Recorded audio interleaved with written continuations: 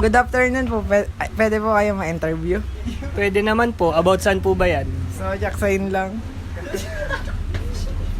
Sige po. First question. Naniniwala po ba kayo sa zodiac sign? Ako ay hindi. Paano po Paano po ito nakaka-apekto sa inyo yung mga zodiac sign? Sa akin hindi yan nakaka-apekto kasi hindi naman talaga ako naniniwala dyan dahil ako ay isang born again Christian.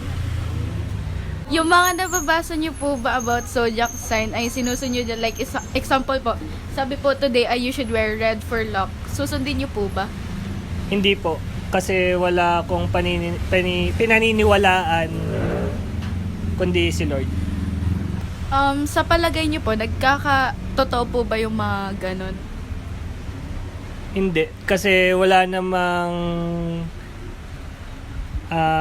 basihan yung yung paniniwala or para mangyari yung isang bagay na pinagdadasal mo. For example, magsuot ka ng red panty or red brief para pag magte-take ka ng exam ganito. Hindi ako naniwala dyan kasi si Lord lang naman talaga yung may alam kung ano yung magiging result mo once na nag-take ka ng exam. For example lang naman yan. Hindi ako naniniwala sa mga kasabihan.